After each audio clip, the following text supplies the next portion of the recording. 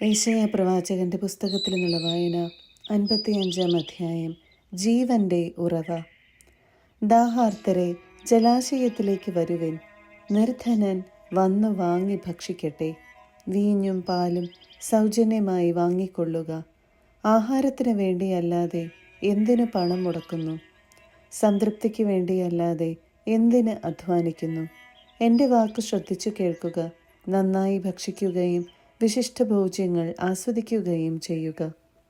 എൻ്റെ അടുക്കൽ വന്ന് എൻ്റെ വാക്കു കേൾക്കുവിൻ, നിങ്ങൾ ജീവിക്കും. ഞാൻ നിങ്ങളുമായി ശാശ്വതമായ ഒരു ഉടമ്പടി ഉണ്ടാക്കും. ദാവീദിനോടെന്ന പോലെ നിങ്ങളോട് ഞാൻ സ്ഥിരമായ സ്നേഹം കാട്ടും. ഇതാ, ഞാൻ അവനെ ജനതകൾക്ക് സാക്ഷിയും നേതാവും അധിപനും ആക്കിയിരിക്കുന്നു. നിനക്ക് അജ്ഞാതമായ ജനതകളെ നീ വിളിച്ചുകൂട്ടും. നിന്നെ അറിയാത്ത ജനതകൾ നിന്റെ അടുക്കൽ ഓടിക്കൂടും. എന്തെന്നാൽ നിന്റെ ദൈവമായ കർത്താവ്, ഇസ്രായേലിൻ്റെ പരിശുദ്ധൻ, നിന്നെ മഹത്വപ്പെടുത്തിയിരിക്കുന്നു. കർത്താവിനെ കണ്ടെത്താൻ കഴിയുന്ന ഇപ്പോൾ തന്നെ അവിടുത്തെ അന്വേഷിക്കുവിൻ. അവിടുന്ന് അരികെയുള്ളപ്പോൾ അവിടുത്തെ വിളിക്കുവിൻ. ദുഷ്ടൻ തൻ്റെ മാർഗവും അധർമ്മി തൻ്റെ ചിന്താഗതികളും ഉപേക്ഷിക്കട്ടെ. അവിടുത്തെ കരുണ ലഭിക്കേണ്ടതിന് അവൻ കർത്താവിങ്കലേക്ക് തിരിയട്ടെ, നമ്മുടെ ദൈവത്തിങ്കലേക്ക് തിരിയട്ടെ. അവിടുന്ന് ഉദാരമായി ക്ഷമിക്കും. കർത്താവ് അരുളി ചെയ്യുന്നു, എൻ്റെ ചിന്തകൾ നിങ്ങളുടേതുപോലെയല്ല, നിങ്ങളുടെ വഴികൾ എൻ്റേതുപോലെയുമല്ല. ആകാശം ഭൂമിയേക്കാൾ ഉയർന്നു നിൽക്കുന്നു, അതുപോലെ എൻ്റെ വഴികളും ചിന്തകളും നിങ്ങളുടേതിനേക്കാൾ ഉന്നതമത്രേ. മഴയും മഞ്ഞും ആകാശത്തു നിന്നും വരുന്നു, അങ്ങോട്ട് മടങ്ങാതെ ഭൂമിയെ നനയ്ക്കുന്നു. അത് സസ്യങ്ങൾ മുളപ്പിച്ച് ഫലം നൽകി വിതയ്ക്കാൻ വിത്തും ഭക്ഷിക്കാൻ ആഹാരവും ലഭ്യമാക്കുന്നു. എൻ്റെ അധരങ്ങളിൽ നിന്ന് പുറപ്പെടുന്ന വാക്കും അങ്ങനെ തന്നെ. ഫലരഹിതമായി അത് തിരിച്ചു വരില്ല. എൻ്റെ ഉദ്ദേശം അത് നിറവേറ്റും. ഞാൻ ഏൽപ്പിക്കുന്ന കാര്യം വിജയപ്രദമായി ചെയ്യും. നിങ്ങൾ സന്തോഷത്തോടെ പുറപ്പെടും, സമാധാനത്തിൽ നയിക്കപ്പെടും. മലകളും കുന്നുകളും നിങ്ങളുടെ മുൻപിൽ ആർത്തുപാടും. വനവൃക്ഷങ്ങൾ കൈകൊട്ടും. മുൾച്ചെടിക്ക് പകരം സരളവൃക്ഷവും കാരയ്ക്ക് പകരം സൗഗന്ധികവും മുളയ്ക്കും. ഇത് കർത്താവിന് ഒരു സ്മാരകവുമായിരിക്കും, ഒരിക്കലും നശിക്കാത്ത ശാശ്വത സ്മാരകം. 56-ാം അധ്യായം. എല്ലാവർക്കും രക്ഷ. കർത്താവ് അരുളി ചെയ്യുന്നു, ന്യായം പാലിക്കുക, നീതി പ്രവർത്തിക്കുക. ഞാൻ രക്ഷ നൽകാൻ പോകുന്നു. എൻ്റെ നീതി വെളിപ്പെടും. ഇവ പാലിക്കുന്നവൻ, ഇവ മുറുകെ പിടിക്കുന്ന മർത്യൻ, സാബത്ത് അശുദ്ധമാക്കാതെ ആചരിക്കുകയും തിന്മ പ്രവർത്തിക്കാതിരിക്കുകയും ചെയ്യുന്നവൻ അനുഗ്രഹീതൻ. കർത്താവ് തൻ്റെ ജനത്തിൽ നിന്ന് എന്നെ തീർച്ചയായും അകറ്റി നിർത്തും എന്ന് അവിടുത്തോട് ചേർന്ന് നിൽക്കുന്ന പരദേശിയോ, ഞാൻ വെറുമൊരു ഉണക്കവൃക്ഷമാണെന്ന് ഷണ്ഡനോ പറയാതിരിക്കട്ടെ. കർത്താവ് അരുളി ചെയ്യുന്നു, എൻ്റെ സാബത്ത് ആചരിക്കുകയും എൻ്റെ ഹിതം അനുവർത്തിക്കുകയും എൻ്റെ ഉടമ്പടിയോട് വിശ്വസ്തത പുലർത്തുകയും ചെയ്യുന്ന ഷണ്ഡന്മാർക്ക് ഞാൻ എൻ്റെ ആലയത്തിൽ മതിലുകൾക്കുള്ളിൽ പുത്രീപുത്രന്മാരെക്കാൾ ശ്രേഷ്ഠമായ ഒരു സ്മാരകവും നാമവും നൽകും. ഒരിക്കലും തുടച്ചു മാറ്റപ്പെടാത്ത ശാശ്വത നാമമായിരിക്കും അത്.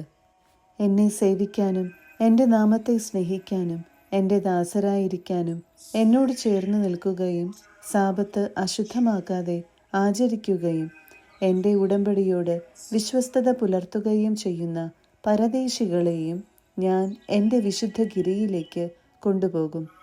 എൻ്റെ പ്രാർത്ഥനാലയത്തിൽ അവർക്ക് സന്തോഷം നൽകും. അവരുടെ ദഹനബലികളും മറ്റു ബലികളും എൻ്റെ ബലിപീഠത്തിൽ സ്വീകാര്യമായിരിക്കും. എൻ്റെ ആലയം എല്ലാ ജനതകൾക്കുമുള്ള പ്രാർത്ഥനാലയം എന്ന് അറിയപ്പെടും. ഇസ്രായേലിൽ നിന്ന് പുറന്തള്ളപ്പെട്ടവരെ തിരികെ കൊണ്ടുവരുന്ന ദൈവമായ കർത്താവ് അരുളി ചെയ്യുന്നു, ഇതുവരെ ശേഖരിച്ചത് കൂടാതെ ബാക്കിയുള്ളവരെയും ഞാൻ ശേഖരിക്കും. നേതാക്കന്മാർക്ക് താക്കീത്. വയലിലെ മൃഗങ്ങളെ, വന്യമൃഗങ്ങളെ വന്നു ഭക്ഷിക്കുവിൻ. എൻ്റെ ജനത്തിൻ്റെ കാവൽക്കാർ അന്ധരാണ്, അവരൊന്നും അറിയുന്നില്ല. അവർ മൂകരായ നായ്ക്കളാണ്, അവർക്ക് കുരയ്ക്കാനാവില്ല. അവർ കിടന്ന സ്വപ്നം കാണുന്നു, നിദ്രാപ്രിയരാണവർ. ആർത്തി പിടിച്ച നായ്ക്കളാണവർ, അവർക്ക് തൃപ്തി വരില്ല. ഇടയന്മാരും ഒന്നും അറിയുന്നില്ല. സ്വാർത്ഥലാഭത്തിനു വേണ്ടി അവർ സ്വന്തം വഴി നോക്കുന്നു. അവർ പറയുന്നു, വരൂ, പോയി വീഞ്ഞു കൊണ്ടുവരാം. നമുക്ക് ലഹരി പാനീയങ്ങൾ നിറയെ കുടിക്കാം. നാളെയും അളവില്ലാതെ കുടിക്കാം. 57-ാം അധ്യായം. നീതിമാൻ നശിക്കുന്നു, ആരും കാര്യമാക്കുന്നില്ല. ഭക്തർ തുടച്ചു മാറ്റപ്പെടുന്നു, ആരും ശ്രദ്ധിക്കുന്നില്ല. എന്നാൽ നീതിമാൻ വിനാശത്തിൽ നിന്ന് എടുക്കപ്പെടും, അവൻ സമാധാനത്തിൽ പ്രവേശിക്കും. സന്മാർഗനിരതൻ കിടക്കയിൽ വിശ്രമം കൊള്ളും. ആഭിചാരികയുടെ പുത്രന്മാരെ, വ്യഭിചാരിയുടെയും സ്വൈരിണിയുടെയും സന്തതികളെ, അടുത്തു വരുവിൻ. ആരെയാണ് നിങ്ങൾ പരിഹസിക്കുന്നത്? ആർക്കെതിരെയാണ് നിങ്ങൾ വാ പൊളിക്കുകയും നാവ് നീട്ടുകയും ചെയ്യുന്നത്? അതിക്രമത്തിൻ്റെയും വഞ്ചനയുടെയും സന്തതികളല്ലേ നിങ്ങൾ? ഓക്കുമരങ്ങൾക്കിടയിലും ഓരോ പച്ചമരത്തിൻ്റെയും ചുവട്ടിലും നിങ്ങൾ വിഷയാസക്തിയാൽ ജ്വലിക്കുന്നു. താഴ്വരകളിലും പാറയിടുക്കുകളിലും നിങ്ങൾ ശിശുക്കളെ കുരുതി കഴിക്കുന്നു. താഴ്വരകളിലെ മിനുസമുള്ള കല്ലുകൾക്കിടയിലാണ് നിന്റെ അവകാശം. അവ തന്നെയാണ് നിന്റെ ഓഹരി. അവയ്ക്ക് നീ ദ്രാവക നൈവേദ്യമൊഴുക്കി ധാന്യബലി അർപ്പിച്ചു. ഇവ കണ്ട് ഞാൻ അടങ്ങണമെന്നോ? ഉയർന്ന ഗിരിശൃംഗത്തിൽ നീ ശയ്യയൊരുക്കി, നീ അവിടെ ബലിയർപ്പിക്കാൻ പോയി. വാതിലിനും വാതിൽ പടിക്കും പിന്നിൽ നീ അടയാളങ്ങൾ സ്ഥാപിച്ചു. എന്നെ ഉപേക്ഷിച്ച് നീ വസ്ത്രമുരിഞ്ഞ് വിസ്തൃത ശയ്യ ഒരുക്കി അതിൽ കിടന്നു. നീ സഹശയനത്തിന് ആഗ്രഹിക്കുന്നവരുമായി വിലപേശി. നീ അവരുടെ നഗ്നത കണ്ടു. മോളക്കിൻ്റെ അടുത്തേക്ക് നീ തൈലവുമായി പോയി, പലതരം സുഗന്ധദ്രവ്യങ്ങൾ കൊണ്ടുപോയി. നീ വിദൂരതയിലേക്ക്, പാതാളത്തിലേക്ക് പോലും ദൂതരെ അയച്ചു. വഴി നടന്ന് നീ തളർന്നു, എങ്കിലും പ്രതീക്ഷയ്ക്ക് വകയില്ലെന്ന് നീ പറഞ്ഞില്ല. ശക്തി വീണ്ടെടുത്തതിനാൽ നീ തളർന്നു വീണില്ല. ആരെ പേടിച്ചാണ് നീ കള്ളം പറഞ്ഞത്? എന്നെ ഓർക്കുകയോ എന്നെപ്പറ്റി ചിന്തിക്കുകയോ ചെയ്യാത്തത് എന്തുകൊണ്ട്? ദീർഘനാൾ ഞാൻ നിശബ്ദനായിരുന്നതുകൊണ്ടാണോ നീ എന്നെ ഭയപ്പെടാത്തത്? ഞാൻ നിന്റെ നീതിയും ചെയ്തികളും വെളിപ്പെടുത്താം, പക്ഷേ അവ നിനക്ക് അനുകൂലമാവുകയില്ല. നീ ശേഖരിച്ച വിഗ്രഹങ്ങൾ നിലവിളി കേട്ട് നിന്നെ രക്ഷിക്കട്ടെ. കാറ്റ് അവയെ പറത്തിക്കളയും. ഒരു നിശ്വാസം മതി അവയെ തെറുപ്പിക്കാൻ. എന്നെ ആശ്രയിക്കുന്നവൻ ദേശം കൈവശമാക്കും. അവന് എൻ്റെ വിശുദ്ധഗിരി അവകാശമായി ലഭിക്കും. ശാന്തിയും സൗഖ്യവും. പണിയുവിൻ, വഴിയൊരുക്കുവിൻ. എൻ്റെ ജനത്തിൻ്റെ മാർഗത്തിൽ നിന്ന് പ്രതിബന്ധങ്ങൾ നീക്കിക്കളയുവിൻ എന്ന് ആഹ്വാനം ഉയരും. അത്യുന്നതനും മഹത്വപൂർണനുമായവൻ, അനന്തതയിൽ വസിക്കുന്ന പരിശുദ്ധൻ എന്ന നാമം വഹിക്കുന്നവൻ അരുളി ചെയ്യുന്നു. ഞാൻ ഉന്നതമായ വിശുദ്ധ സ്ഥലത്ത് വസിക്കുന്നു. അനുതാപികളുടെ ഹൃദയത്തെയും വിനീതരുടെ ആത്മാവിനെയും നവീകരിക്കാൻ ഞാൻ അവരോടുകൂടെ വസിക്കുന്നു. ഞാൻ എന്നേക്കും കുറ്റം ആരോപിക്കുകയോ കോപിക്കുകയോ ഇല്ല, കാരണം എന്നിൽ നിന്നാണ് ജീവൻ പുറപ്പെടുന്നത്. ഞാനാണ് ജീവശ്വാസം നൽകിയത്.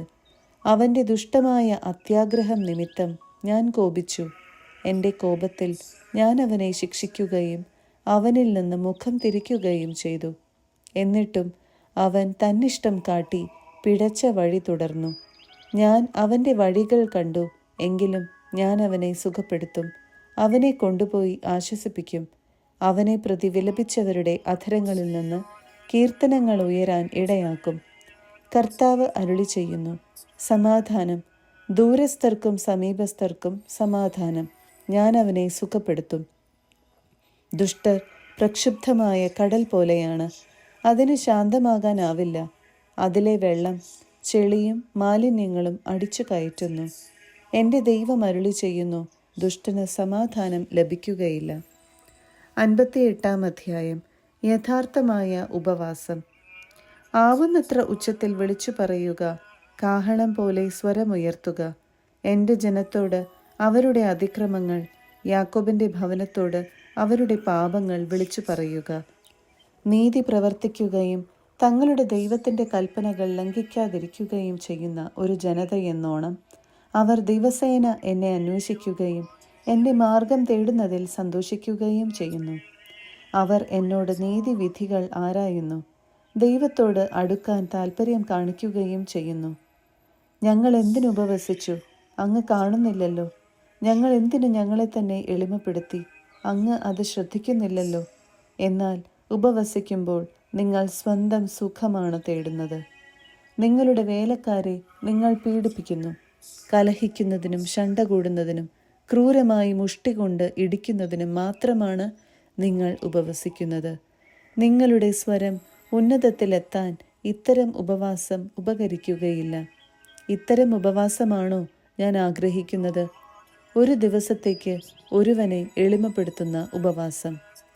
ഞാങ്ങണ പോലെ തല കുനിക്കുന്നതും ചാക്കു വിരിച്ച് ചാരവും വിതറി കിടക്കുന്നതുമാണോ അത്? ഇതിനെയാണോ നിങ്ങൾ ഉപവാസമെന്നും കർത്താവിന് സ്വീകാര്യമായ ദിവസം എന്നും വിളിക്കുക? ദുഷ്ടതയുടെ കെട്ടുകൾ പൊട്ടിക്കുകയും നുകത്തിൻ്റെ കയറുകൾ അഴിക്കുകയും മർദ്ദിതരെ സ്വതന്ത്രരാക്കുകയും എല്ലാ നുകങ്ങളും ഒടിക്കുകയും ചെയ്യുന്നതല്ലേ ഞാൻ ആഗ്രഹിക്കുന്ന ഉപവാസം? വിശക്കുന്നവനുമായി ആഹാരം പങ്കുവയ്ക്കുകയും ഭവനരഹിതനെ വീട്ടിൽ സ്വീകരിക്കുകയും നഗ്നനെ ഉടുപ്പിക്കുകയും സ്വന്തക്കാരിൽ നിന്ന് ഒഴിഞ്ഞു മാറാതിരിക്കുകയും ചെയ്യുന്നതല്ലേ അത്? അപ്പോൾ നിന്റെ വെളിച്ചം പ്രഭാതം പോലെ പൊട്ടിവിരിയും. നീ വേഗം സുഖം പ്രാപിക്കും. നിന്റെ നീതി നിന്റെ മുൻപിലും കർത്താവിൻ്റെ മഹത്വം നിന്റെ പിൻപിലും നിന്നെ സംരക്ഷിക്കും. നീ പ്രാർത്ഥിച്ചാൽ കർത്താവ് ഉത്തരമരുളും. നീ നിലവിളിക്കുമ്പോൾ ഇതാ ഞാൻ എന്ന് അവിടുന്ന് മറുപടി തരും. മർദ്ദനവും കുറ്റാരോപണവും ദുർഭാഷണവും നിന്നിൽ നിന്ന് ദൂരെ അകറ്റുക. വിശക്കുന്നവർക്ക് ഉദാരമായി ഭക്ഷണം കൊടുക്കുകയും പീഡിതർക്ക് സംതൃപ്തി നൽകുകയും ചെയ്താൽ നിന്റെ പ്രകാശം അന്ധകാരത്തിൽ ഉദിക്കും. നിന്റെ ഇരുണ്ട വേളകൾ മധ്യാഹ്നം പോലെയാകും. കർത്താവ് നിന്നെ നിരന്തരം നയിക്കും. മരുഭൂമിയിലും നിനക്ക് സമൃദ്ധി നൽകും. നിന്റെ അസ്ഥികളെ ബലപ്പെടുത്തും. നനച്ചു വളർത്തിയ പൂന്തോട്ടവും വറ്റാത്ത നീരുറവയും പോലെ ആകും നീ. നിന്റെ പുരാതന നഷ്ടശിഷ്ടങ്ങൾ പുനരുദ്ധരിക്കപ്പെടും. അനേകം തലമുറകളുടെ അടിസ്ഥാനം നീ പണിതുയർത്തും. പൊളിഞ്ഞ മതിലുകൾ പുനരുദ്ധരിക്കുന്നവനെന്നും ഭവനങ്ങൾക്ക് കേടുപോക്കുന്നവനെന്നും നീ വിളിക്കപ്പെടും. സാപത്തിനെ ചവിട്ടി മെതിക്കുന്നതിൽ നിന്നും എൻ്റെ വിശുദ്ധ ദിവസത്തിൽ നിന്റെ ഇഷ്ടം അനുവർത്തിക്കുന്നതിൽ നിന്നും നീ പിന്തിരിയുക. സാപത്തിനെ സന്തോഷദായകവും കർത്താവിൻ്റെ വിശുദ്ധ ദിനത്തെ ബഹുമാന്യവുമായി കണക്കാക്കുക. നിന്റെ സ്വന്തം വഴിയിലൂടെ നടക്കാതെയും നിന്റെ താൽപ്പര്യങ്ങൾ അന്വേഷിക്കാതെയും വ്യർത്ഥ ഭാഷണത്തിലേർപ്പെടാതെയും അതിനെ ആദരിക്കുക. അപ്പോൾ നീ കർത്താവിൽ ആനന്ദം കണ്ടെത്തും. ലോകത്തിലെ ഉന്നത സ്ഥാനങ്ങളിലൂടെ നിന്നെ ഞാൻ സവാരി ചെയ്യിക്കും. നിന്റെ പിതാവായ യാക്കോബിൻ്റെ ഓഹരി കൊണ്ട് നിന്നെ ഞാൻ പരിപാലിക്കും. കർത്താവാണ് ഇത് അരുളി ചെയ്തിരിക്കുന്നത്.